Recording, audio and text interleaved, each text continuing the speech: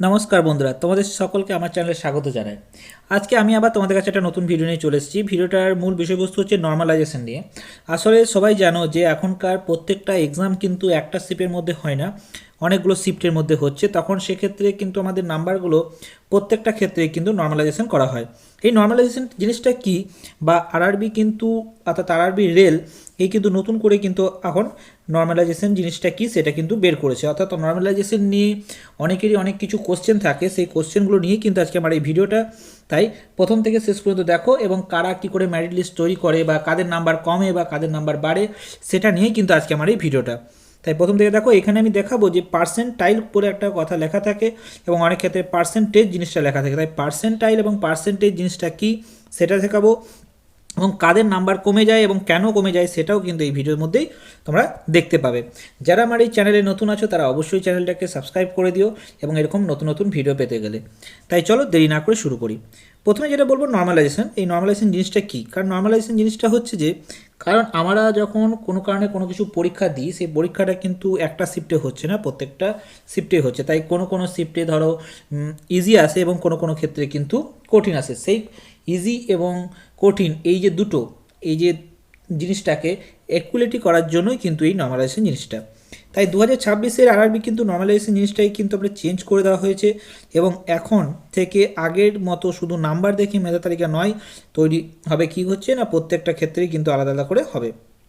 এখানে যে base shift যেটা বলা হচ্ছে, সেই বেস শিফটের ওপরেই কিন্তু হবে। এখানে যে ইয়েটা আছে সেখানে যে বেস শিফট জিনিসটা কি, বা পার্সেন্টাইল জিনিসটা কি, বা টাই হলে কি হবে, নর্মালাইজেশন জিনিসটা কি, সব কিছু কিন্তু এই ভিডিওতে তোমরা পাবে। আমাদের অনেকের ক্ষেত্রে মনে থাকে বা মনের মধ্যে কোশ্চেন হয় যে আজকে আমার শিফটে পড়েছে, শিফটে খুব কঠিন কোশ্চেন এসছে।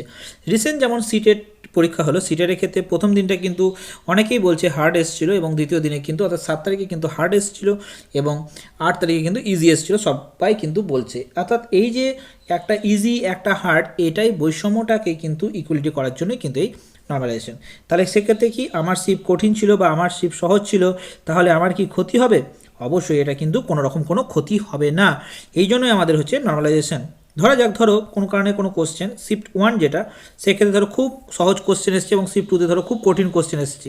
তাহলে শিফট 1-এর জন্য কী হচ্ছে, শিফট 1-এর জন্য 40 নম্বর পাওয়া হচ্ছে যে খুব সহজ, সেরকম সিট 1-এর ক্ষেত্রে 40 নয়, ওটা 80 নাম্বার পাওয়া কিন্তু খুব সহজ। কিন্তু শিফট 2-এর ক্ষেত্রে কিন্তু 60 নাম্বার তুলতে গেলে কিন্তু প্রচুর খাটতে হবে বা প্রচুর কষ্ট করতে হয়েছে। অর্থাৎ 60 নম্বর পাওয়াটাই হচ্ছে যে ডিফিকাল্ট ব্যাপার। তাই এই যে 80 নাম্বার এবং 60 নাম্বার, এই দুটোর উপর ভিত্তি করে কিন্তু মেধা তালিকা তৈরি হবে না।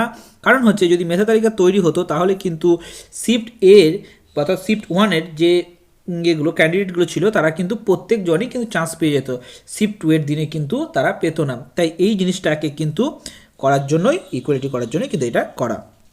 এবার আসছি র মার্কস। এখানে একটা ভালো জিনিস সেটা হচ্ছে র মার্কস। র মার্কস মানে হচ্ছে তোমার নিজস্ব আসল নাম্বার। অর্থাৎ ধরো তুমি 100-র মধ্যে পেয়েছো 40, অর্থাৎ এই 40টাই কিন্তু তোমার হচ্ছে র মার্কস। অর্থাৎ এখানে দেখতেই পাচ্ছ যে এখানে যদি তোমার কোনো কারণে তুমি যেটা নাম্বারটা দিয়ে আসবে সেটা হচ্ছে তোমার র মার্কস, এবং এর সঙ্গে একটা জিনিস থাকে পার্সেন্টাইল স্কোর। পার্সেন্টাইল স্কোরটা কী জিনিস, যেটা হচ্ছে সবথেকে গুরুত্বপূর্ণ জিনিস এই নর্মালাইজেশনের ক্ষেত্রে। পার্সেন্টাইল মানে আপনি আপনার শিফটের কতজন প্রার্থীর থেকে ভালো করেছেন, এটাই হচ্ছে পার্সেন্টাইল। অর্থাৎ পার্সেন্টাইল জিনিসটা কিন্তু আমাদের থেকেই থাকে, অর্থাৎ প্রত্যেকটা কিন্তু এক্সামের ক্ষেত্রে, অর্থাৎ নর্মালাইজেশন যখন মার্কস থাকবে তখন নর্মালাইজেশন মার্কসের ক্ষেত্রে কিন্তু আমাদের পার্সেন্টাইল জিনিসটা থাকে। এবার সেটা একটা আমি উদাহরণস্বরূপ আপনাদেরকে বলে রাখি যে এখানে কি করে পার্সেন্টাইলটা করা হয়। ধরো যে আমি যদি কোনো কারণে 90 পাই, তার মানে যে আমি 90% পরীক্ষার্থী থেকে ভালো করেছি, এটা কিন্তু জিনিসটা নয়। কারণ এখানে ক্ষেত্রে কিন্তু আমাদেরকে যে জিনিসটা মাথায় রাখতে হবে, পার্সেন্টাইল জিনিসটা কী দেখো। তার মানে আপনি আপনার শিফটের 90% পরীক্ষার্থীর থেকে ভালো করেছেন। অর্থাৎ 90% মানে হচ্ছে তুমি তোমার যে শিফটটা দিচ্ছ সেই শিফটটাতে তুমি 90% পরীক্ষার্থী থেকে ভালো করেছো। আর এখানে একটা কথা মাথায়, যে পার্সেন্টেজ আর পার্সেন্টাইল জিনিসটা কিন্তু একই নয়, এটা কিন্তু ফুললি ডিফারেন্স। 60 নাম্বার পেলেও কিন্তু তোমার পার্সেন্টাইল কিন্তু 95% হতে পারে, আবার 80 পেলেও কিন্তু পার্সেন্টাইল 85 হতে পারে। অর্থাৎ এখানে পার্সেন্টাইলটা কিন্তু তোমার নাম্বারের উপর নয়, অর্থাৎ তোমার যে শিফট আছে সেই শিফটের উপর ভিত্তি করে কিন্তু তোমার পার্সেন্টাইলটা থাকে, এবং এই পার্সেন্টাইলটাও কিন্তু নর্মালাইজেশনের ক্ষেত্রে কিন্তু একটা গুরুত্বপূর্ণ ভূমিকা নেয়। এবার তাহলে একটা কথা এখানে মাথায় রাখবে, যখন প্রত্যেক শিফটে যে টপার আছে সে টপার কিন্তু সবসময় কিন্তু সে যদি 60ও পেয়ে থাকে, যদি সেই শিফটের হাইয়েস্ট মার্কস যদি 60 হয়, তাহলে সেক্ষেত্রে কিন্তু তার পার্সেন্টাইল স্কোরটা হবে 100ই। অর্থাৎ এখানে 100 মানেই কিন্তু সেটা সে 100 পেয়েছে সেটা কিন্তু নয়, অর্থাৎ সেই শিফটে সে টপার, এটাই মাথায় রাখবে।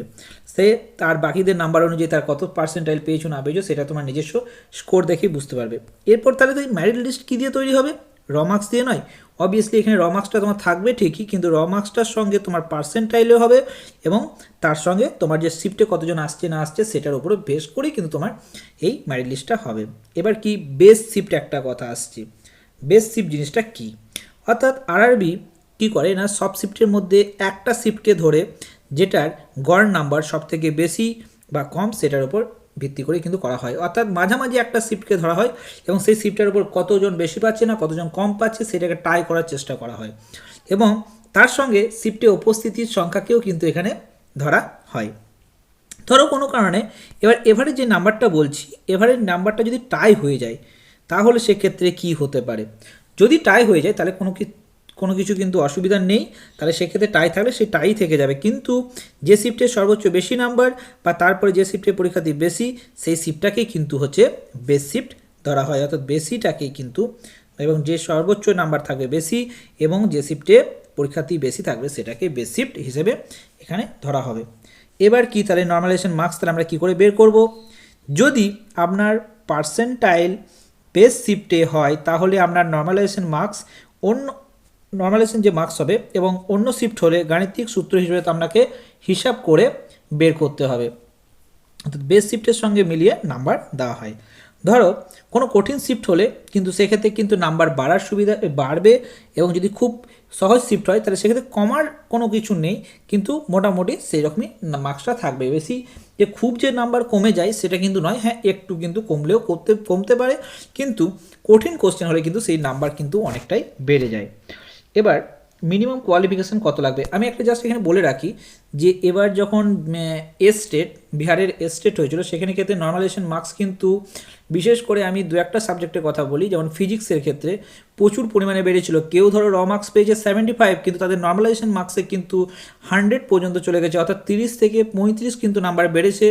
এটা আমি নিজে দেখেছি, তার কারণ হচ্ছে আমারই একজন বন্ধু, সে কিন্তু প্রায় 75 পাওয়ার সে কিন্তু পেয়েছে 101, অর্থাৎ দেখো তাহলে কতটা বাড়ছে। অর্থাৎ এখানে কঠিন থাকলে কিন্তু সেখানে কিন্তু নাম্বারটা বাড়ার চান্স খুব বেশি। এবার মিনিমাম কোয়ালিফিকেশান কী লাগে, এখন এখানে রেল যেটা বলেছে এটা অন্যান্য এক্সামের ক্ষেত্রে আলাদা আলাদা হয় প্রত্যেকটা ক্ষেত্রে। এখানে লেভেল 1-এর ক্ষেত্রে বলা হয়েছে ইউআরের জন্য হচ্ছে 40%, ইডাব্লিউএসের জন্য 40%, ওবিসির জন্য 30%, এসসি এর জন্য 30% এবং এসটি এর জন্য 25% লাগবেই। অর্থাৎ এখানে মিনিমাম কোয়ালিফিকেশানে অর্থাৎ মিনিমাম যে তুমি পাস করবে সেটার জন্য কিন্তু এটা লাগবেই, তারপর তোমার অন্য কিছু। এবার এই শতাংশ নর্মালাইজেশন মার্কস দিয়ে হিসাব হবে। টাই হলে নাম্বার সমান হলে কী হবে, এইটা কথাটা জেনে রাখো যে টাই যদি হয় যে বয়সে বড় তাকে কিন্তু এখানে নির্বাচিত করা হবে। তাও যদি সমান হয়ে যায় তখন সেক্ষেত্রে নাম অনুযায়ী অর্থাৎ A to Z এর নাম অনুযায়ী তখন কিন্তু তাকে নির্বাচন করা হবে। অর্থাৎ টাই নাম্বার হলে কিন্তু সেটা কিন্তু পুরোপুরি লাকের ওপর ডিপেন্ড করছে, অর্থাৎ তার কারণে যে বয়সে বড় তাকে কিন্তু আগে নির্বাচন করবে। তাই একটা কথা বললাম যে নর্মালাইজেশন সম্পর্কে তোমাদের পুরো কথাটা বলে দিয়েছি বা তোমাদের কাছে পুরোটাই তুলে ধরলাম যে নর্মালাইজেশন কী করে করা হবে বা কী করে করবে না করবে। এরপরেও তোমাদের নর্মালাইজেশন যে রুলটা আছে তোমরা কিন্তু আরআরবি অফিসিয়াল ওয়েবসাইট থেকে তোমরা দেখে নিতে পারো, এবং সেখানে কোন ফর্মুলা ইউজ করা হচ্ছে সেটাও কিন্তু ওখানে দেওয়া আছে।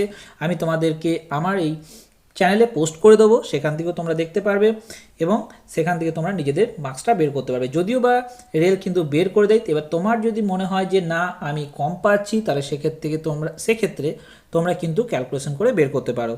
আশা করি ভিডিওটা তোমাদের কাছে ভালো লাগবে। আর এরকম নর্মালাইজেশন নিয়ে কোনো ইউটিউব বা ফেসবুক যদি কোনো কারণে গুজব ছড়ায় সেসব গুজবে কোনো কান দেবে না, তোমরা নিজেদের মার্কস নিজেরাই দেখতে পারবে এবং নিজেরাই তোমরা ক্যালকুলেশন করতে পারবে। আশা করি ভিডিওটা তোমাদের ভালো লেগে থাকবে। যদি ভালো লেগে থাকে তাহলে অবশ্যই লাইক শেয়ার কমেন্ট করে দিও এবং এরকম নতুন নতুন ভিডিও পেতে হলে চ্যানেলটাকে অবশ্যই সাবস্ক্রাইব করে দিও। Thank you.